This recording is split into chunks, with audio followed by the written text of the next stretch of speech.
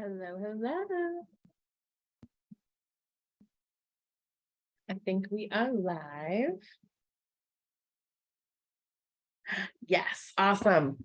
Okay, if you are here, say hello. I hope everyone can hear me okay. They just started mowing outside my apartment right before I went live. So hopefully that sound is being muffled by Zoom. How is everyone? If you are catching the replay, comment replay for me. If you're joining live, say hello. Today, we are going to be doing the Codependency and How to Break Free Masterclass, and I am so excited about this because I feel like codependency is one of the biggest things. It's one of the biggest like trauma patterns that comes out of both narcissistic and religious trauma. So many of my clients end up in codependent relationships, and it just seems to be like a major trend among people who have complex trauma. Yeah, so I'm excited to talk about all the things. If you're joining, say hello. It's telling me people are here, but not who is here. Okay, so I want to go over first kind of what to expect today. And then we'll actually get started. Oh, hi. Hey, babe, how are you? I'm so glad you're joining in. This is such a good topic, and I'm excited to talk about it today. I'm glad you're here. And obviously, if you have any questions, please let me know in the chat. I will be keeping an eye on it, and I would love to for this to be as interactive as possible. All right, so what to expect out of today's masterclass. We're going to talk about what exactly codependency is. And then we're going to talk about the signs of codependency. So what to look for to know if you are leaning into codependent tendencies or not. We're also going to talk a little bit briefly on a couple different types of codependency, because I think that we all may, like, if you do know what codependency is, you may have a singular idea of kind of what it looks like. But there are really, it's a spectrum, and there are two very opposite ends that exist together in codependency. So we'll talk briefly about that. We're going to talk about what a more healthy, less codependent relationship is going to look like, versus what I had already listed, obviously, on, the codependency, the signs of codependency. So we're going to talk about what codependency looks like, and then what a relationship without codependency looks like, for those of us who have never experienced a relationship without codependency, because that was me for a very, very, very, very, very long time. Was I really didn't know what a healthy relationship really looked like.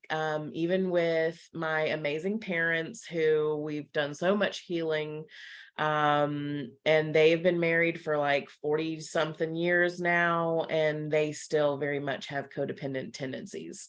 So even though they've held it together, they still got some codependency stuff going on. And so I really, a lot of us don't even know what a truly healthy relationship is even going to look like, what to even look for. So we're going to talk about that. And then obviously, lastly, we're going to be talking about how to break out of those tendencies, how to break out of those patterns of codependency.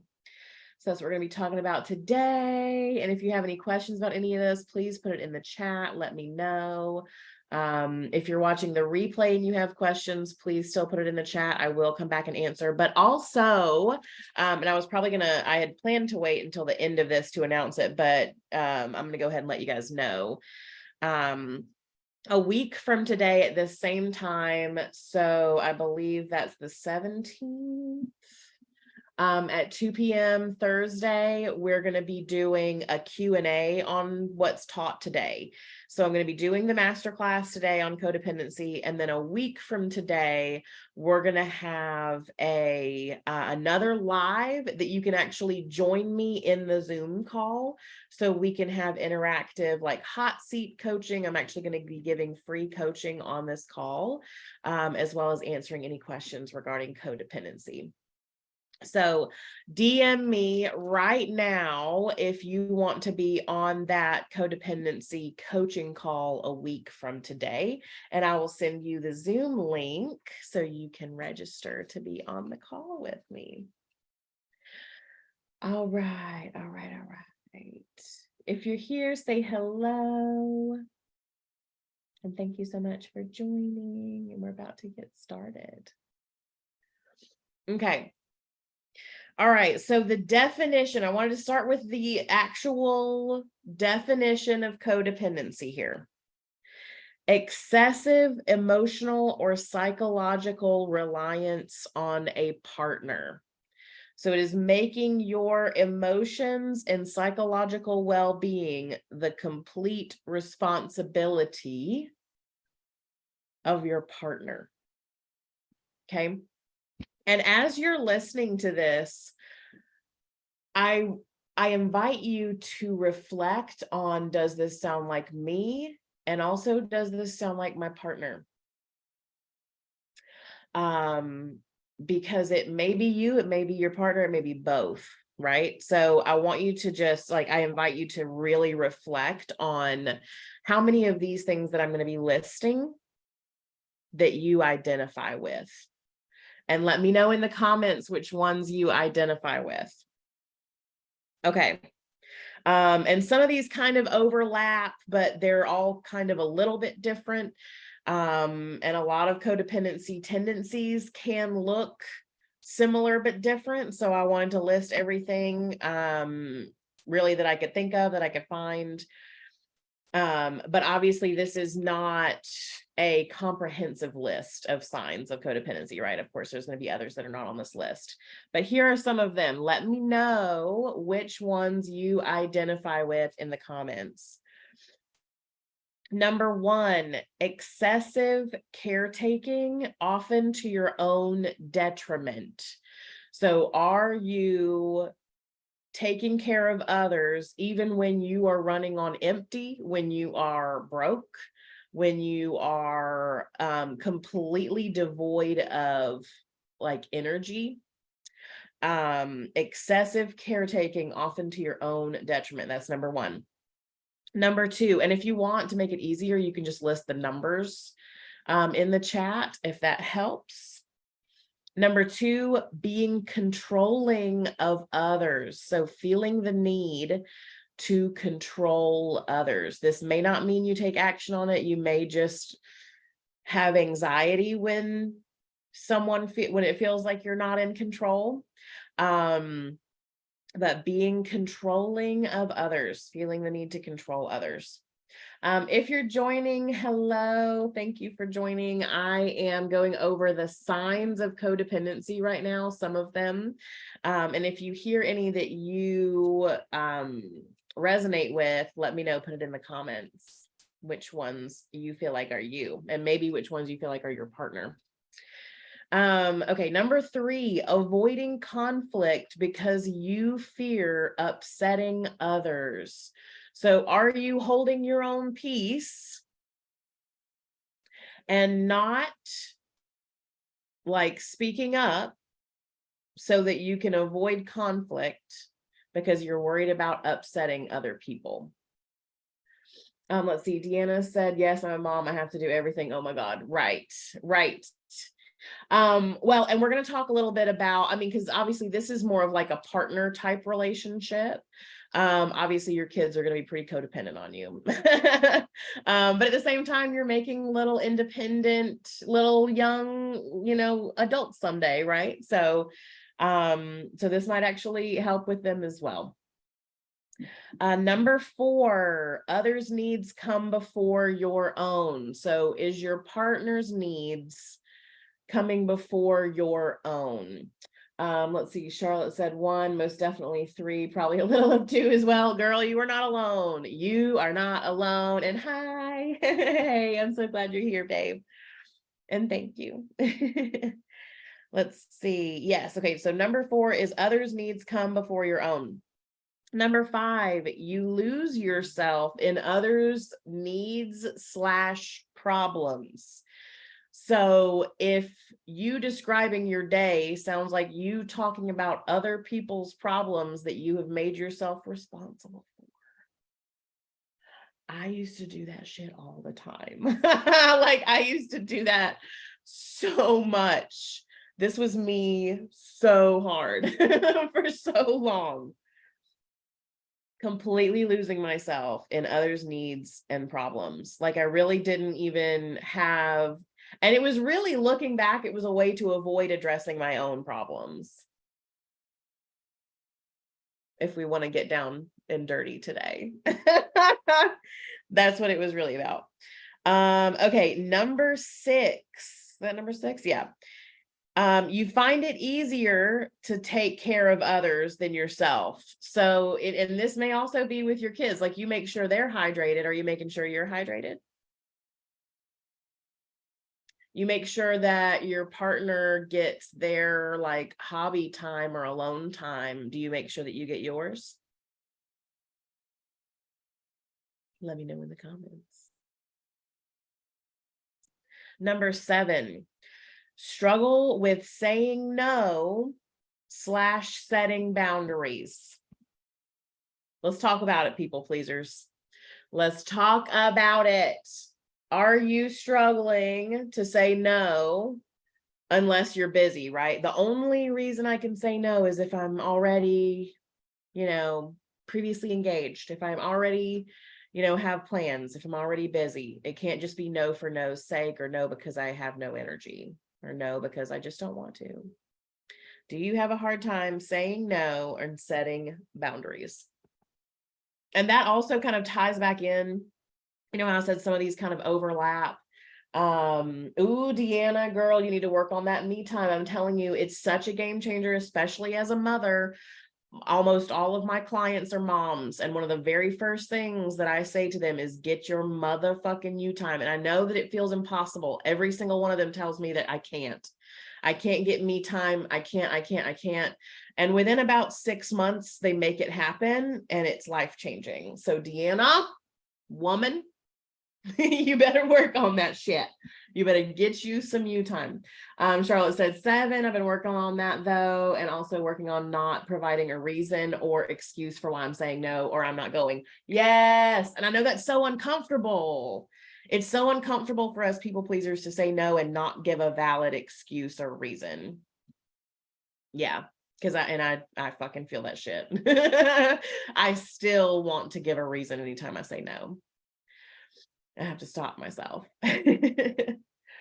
Okay, number 8. Constant self-doubt and need for external validation. So are you constantly, like, no matter what you may think you desire or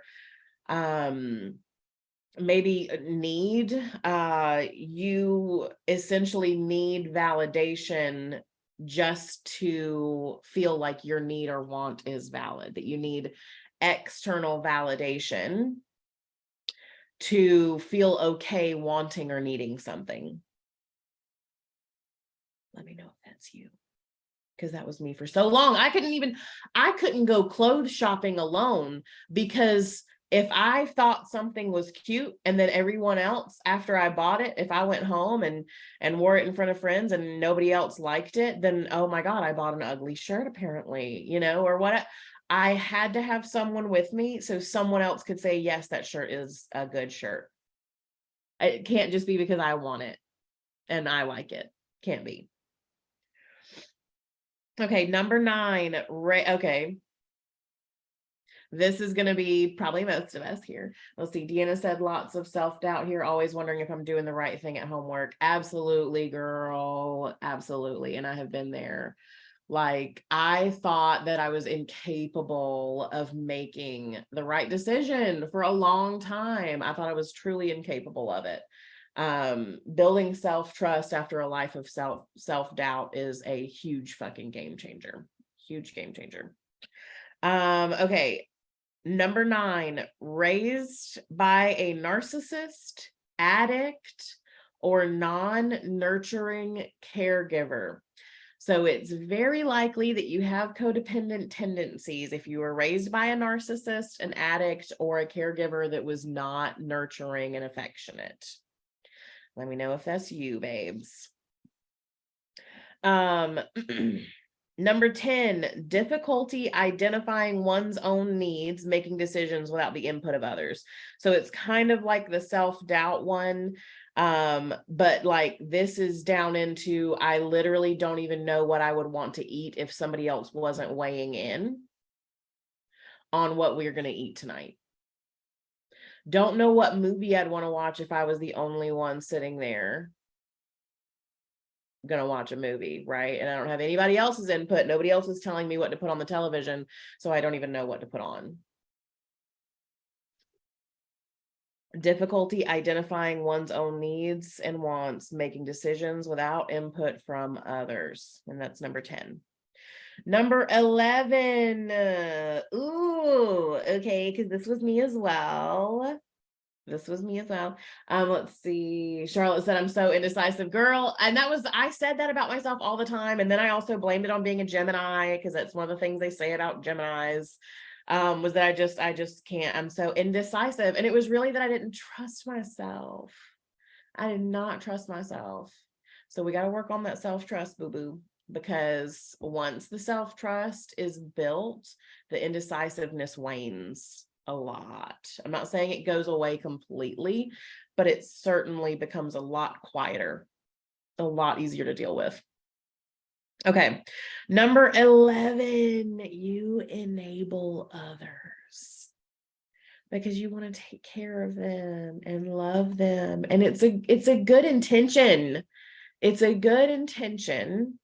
However, we can have some pretty enabling tendencies. And that is codependency. When we are enabling our partner or a friend or whoever it is, when we are enabling them. Yeah, Deanna said, so me, girl, you are not alone. You are not alone. Okay, number 12, a fear of abandonment, like an extreme fear of abandonment to the point that you make decisions based on that fear. Right? So this means, and this kind of also can be tied back into the avoiding conflict, right? I'm going to avoid saying this or doing this because I don't want someone to be upset with me. Can't handle the thought of possibly being abandoned. Okay. Are we on number 12? What number are we on? 2, 3. I don't have the numbers. I just have lines. 4, 5, 6, 7, 8, 9, 10, 11, 12. Okay. Number 13, a strong desire to rescue other people. And I want to talk about this one because it's how I lived so much of my life. And like we can talk about that it's actually, it can be a good thing in some ways, because it was that desire that made me go into psychology, get my degree, and start this business. But I now can do it from a more healthy place where I know it's not my job to rescue everyone. I am just here leading a pack of people who rescue themselves, because I'm rescuing myself in front of you. Right? So a strong desire to rescue others. If you feel like someone in front of you is there, if they're having a hard time, maybe financially, maybe emotionally, and all of a sudden you're like, I have to save them. I need to save them. Whether that's going to be, again, financially, emotionally, whether I am trying to offer solutions. But it's taking up all this brain space, right? Like, how many of you here have heard about someone else's problem? Maybe somebody cried to you, and then you can't stop thinking about how to solve their problems for them. Let me know if that's you, because that's been me so many times. Number 14, feeling responsible for others' emotions and actions. Feeling responsible for others' emotions and actions. So in other words, and this is still, again, kind of tying back into the fear of like confrontation, right?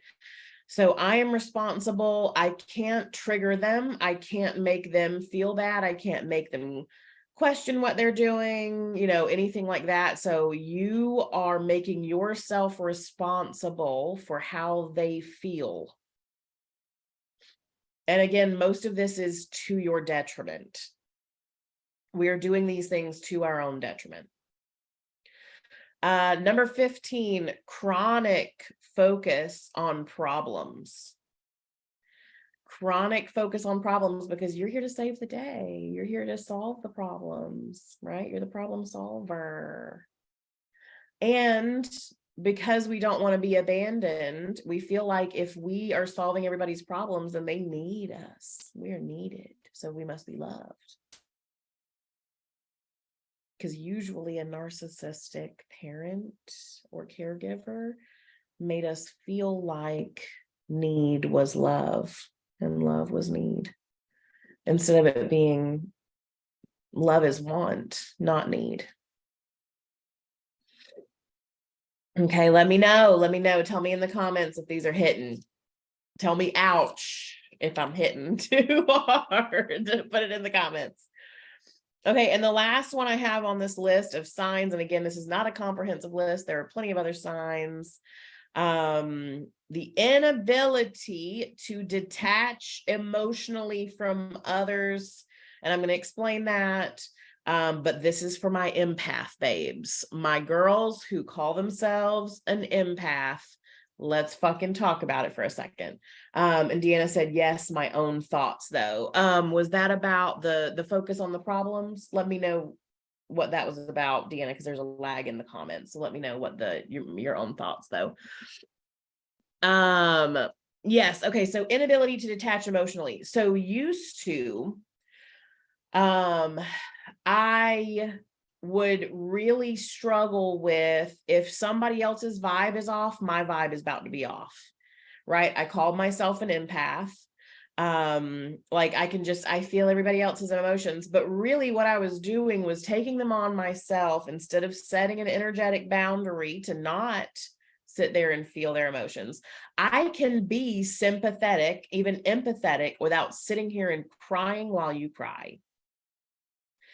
I can be empathetic without ruining my whole day because your day is ruined.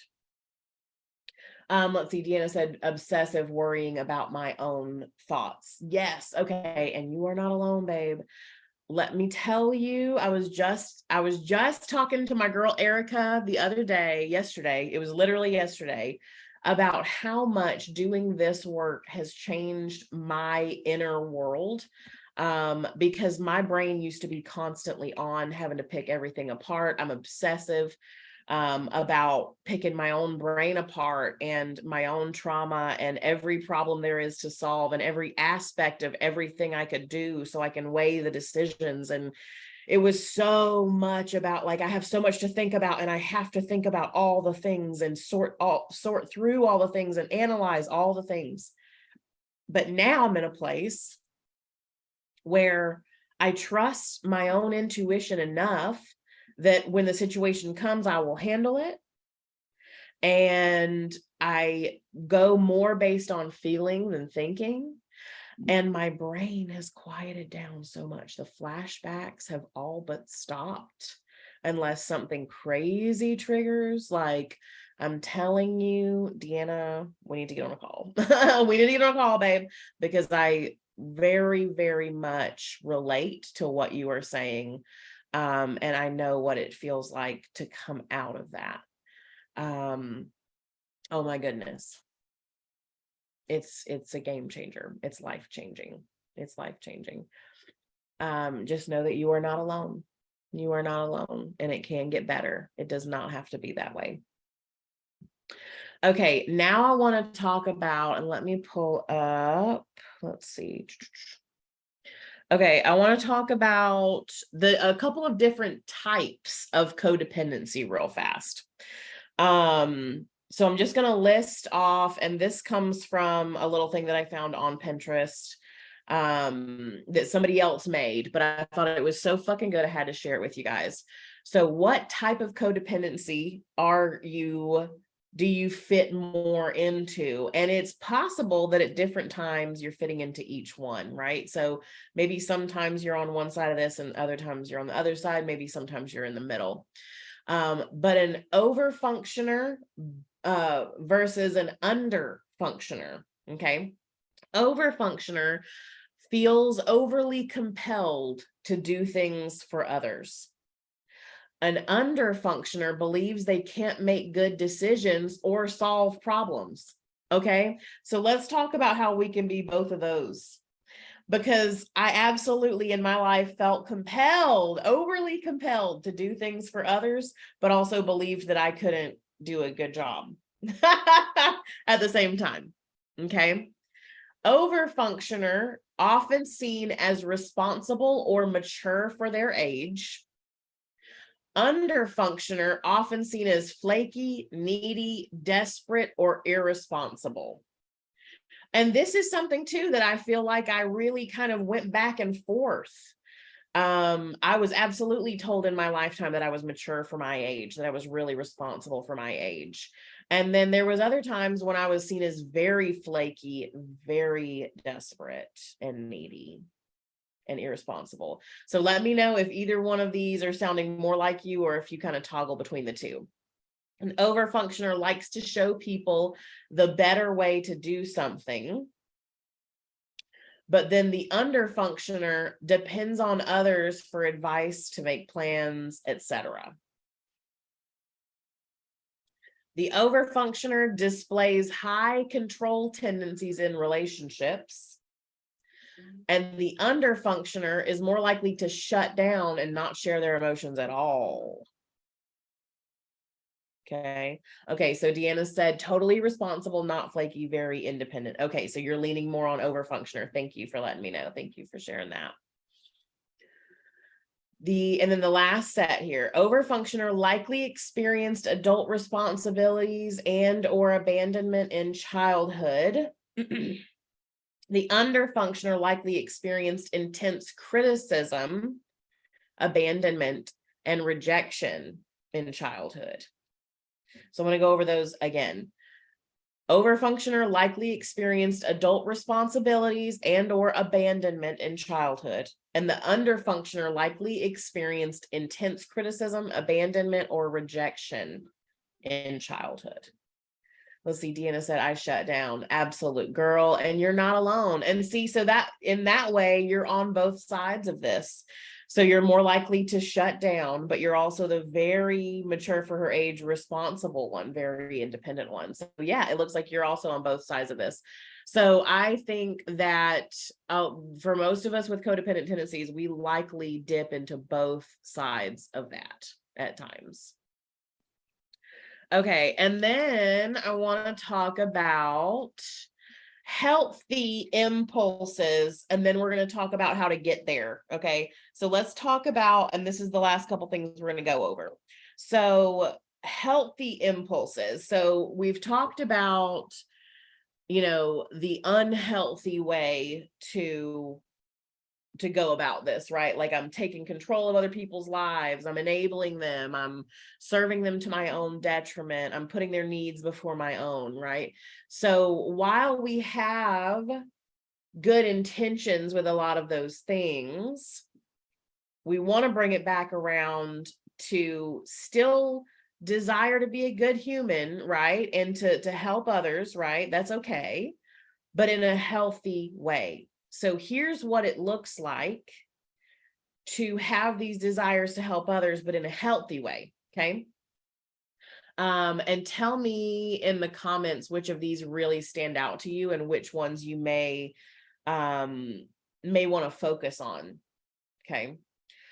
A desire to understand what's really happening. So that is in contrast to like obsessing over getting all the information and figuring everything out, but just I desire to understand what's really happening.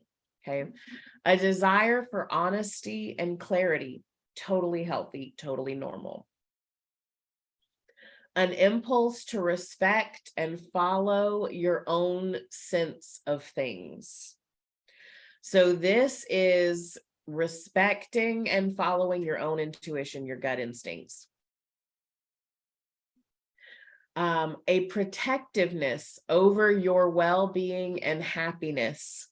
This is so healthy. It's so healthy to have a protectiveness over your own well-being and happiness. An interest in being known and knowing others. So what I don't want to imply here is that like relationships can't be healthy, right? Or the desire to be around other people and be with other people is unhealthy, because it's not. We're pack creatures. We're pack creatures. Okay. So the desire to know and be known is a good thing within boundaries. Okay. A desire for healthy closeness and space. A desire for healthy closeness and space. If you don't desire space, or you're not admitting that you desire space, there's probably some codependency going on here. One's own feelings, owns one's feelings, choices, actions, and desires, no matter what everybody else says. If this is how I feel, and somebody else says I shouldn't feel this way, that's a them problem. I get to own my feelings, my choices, my actions, and my desires. And I don't have to ask anybody else's opinion on them. They get to be mine, and they get to be valid because they are mine. Okay. Valuing your peace over everyone else's approval. Let's talk about it. Let's talk about it. As most of you know, I am still like legally doing the legal part of getting a divorce. And I am seeing someone, and it is giving me so much peace and joy. And at first I was like, what will people think, right? What will people think if I start seeing someone? I need to be alone. Everybody's going to think I need to be alone for a while. But really, like, I get to have this peace, whether anybody else approves of what I'm doing or not. It's giving me peace. So I get to have this. It's adding to my life, right? It's not supplying me with all my peace and all my joy, but it is adding peace and joy into my life that wouldn't be there without it, right? Without him, right? Okay. Empathy and compassion over enmeshment and fixing.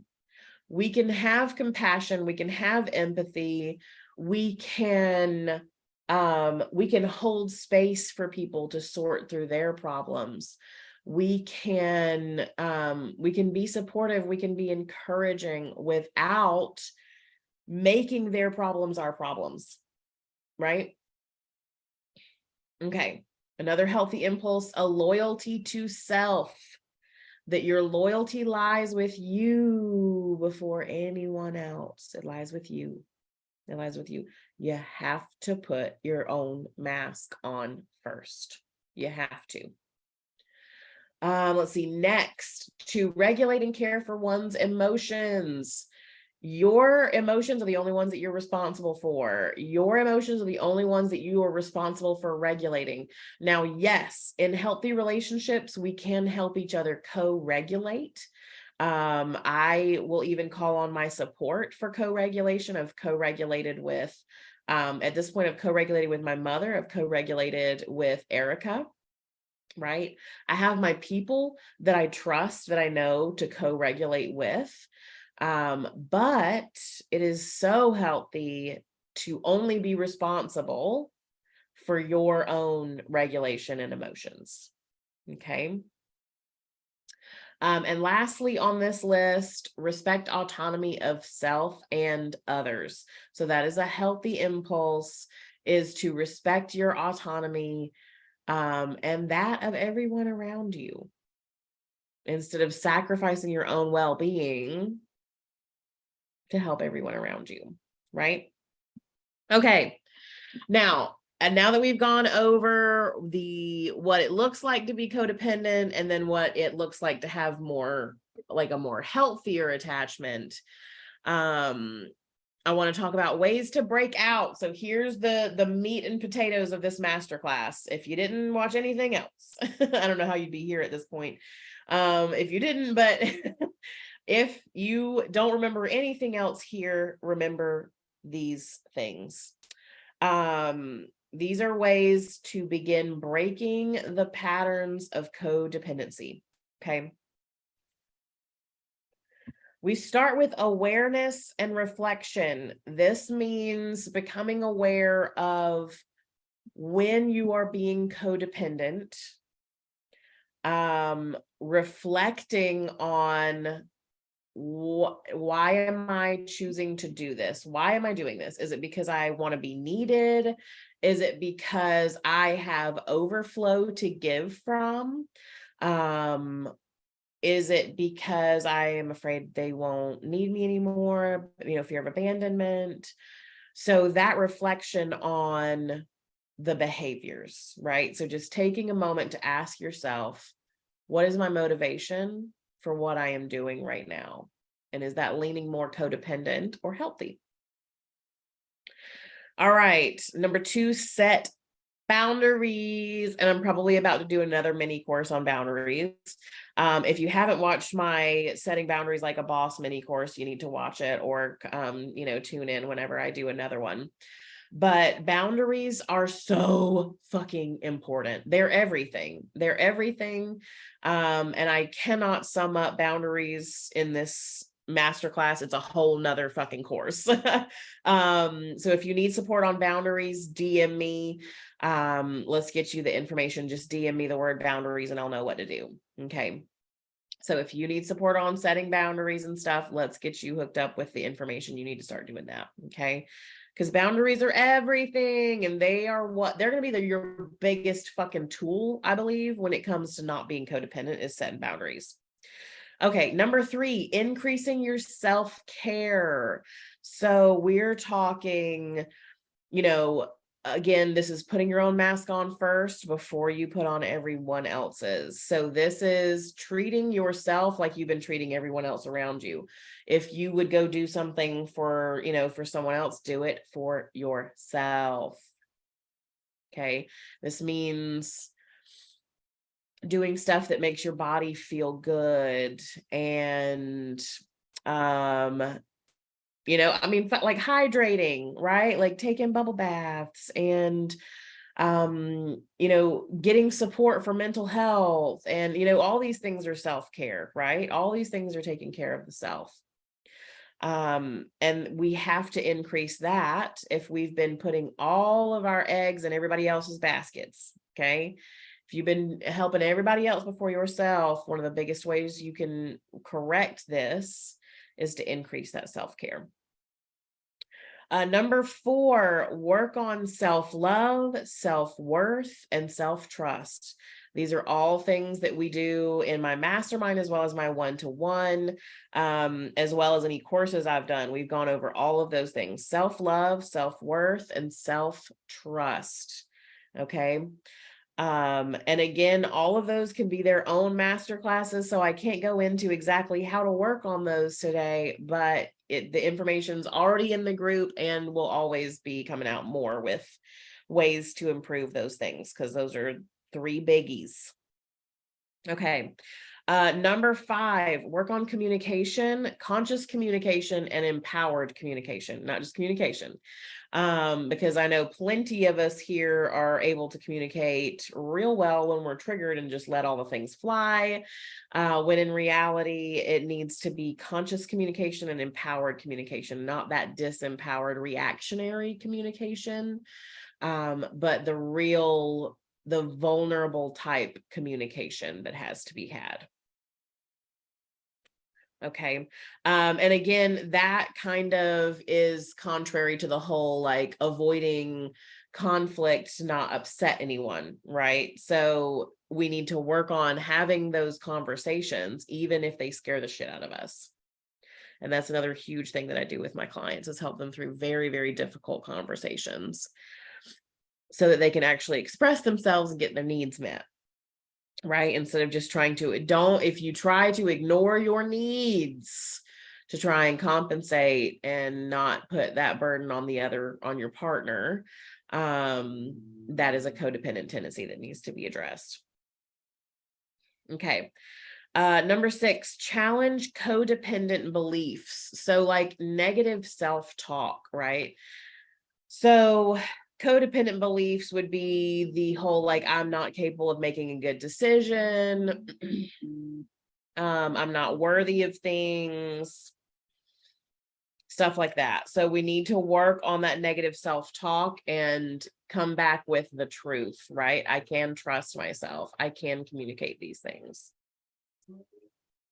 Okay. Number 7, work on independence and making decisions, building your self-trust. And then obviously I mentioned self-trust earlier, but we're just going to tie that back into that, because the more you work on your independence and your decision making, the more that self-trust is going to grow, and vice versa, right? And that is going to be a huge thing when it comes to needing that external validation, right? Is to start working on your own independence and making your own decisions. Number 8, surround yourself with supportive and emotionally healthy / healing people. Okay. It is okay to have, I'm not saying remove anyone in your life that is not supportive and emotionally healing or healthy. I'm not saying to just remove them from your life, but you absolutely need to add in a lot of healthy, supportive people into your life if you are not surrounded by them already. Game changer. Game changer. All right. Number 9, I believe. 1, 2, 3, 4, 5, 6, 7, 8. Yeah, 9. Detach yourself from outcomes. So this is kind of releasing that controlling aspect of codependency, is whatever happens, happens, and it's okay. And I will handle whatever happens down the road. And I trust my future self, because she's going to be even wiser than I am right now, to handle anything that comes her way. She always has, and she always will. Right? So detaching yourself from the outcome, there is something so incredibly empowering about surrendering and knowing that you're going to handle anything that comes your way at any time. And that scared the shit out of me before, y'all. Like, I absolutely did not trust myself. I thought I had to plan everything out, think it through, analyze every aspect of it before it happens, all that kind of shit. Not anymore. And lastly, number 10, respect your own feelings and trust your intuition. If your feelings, if your intuition are like, get the fuck out of here, but you're like, no, I don't know, am I overreacting? Trust your intuition, babe. Trust your fucking intuition and respect your own feelings. Your feelings are just as valid as anyone else. The fact that we, and most of us in this group, grew up having to respect other people's feelings before our own, to the point that we just maybe even completely detached from our feelings altogether and just shut down entirely, right? That maybe we just we may not even know what we're feeling, because we're so detached from them, because they were so invalidated. And so these things take work. This is not an easy to-do list to break out of codependency, but it is 100% worth it. 100% worth it. Let me know if you have any questions. That was all of my list of ways to break out. Let me know if you have any questions, put them in the chat, but also if you would like, and I know I mentioned this at the very beginning, but just a reminder, a week from today at 2 p.m. on the 17th, 2 p.m. on Thursday, the 17th of August, I am going to be having a live Zoom call where I'm actually going to have people join me to ask questions about codependency and to get hot seat free coaching. So DM me to get the link. Let me know if you want the link to join the Zoom call so we can chat, you can receive coaching, and it will be broadcast live into the Facebook group. So it will be private, it won't be a public live, but you'll receive free hot seat coaching and any answers to your Q's on that Zoom call a week from today. And even if you struggle with codependency, but you don't have any questions, but you just want to be there, please feel free to let me know. I will get you that link to get you signed up to join me on the Zoom call. And that is all that I had for you today. So let me know what you guys think. If you need, again, more support on codependency, please DM me so I can get you on next week's live call so I can get you coached. Okay. All right, babes. I love you all so much, and I will talk to you soon. Bye.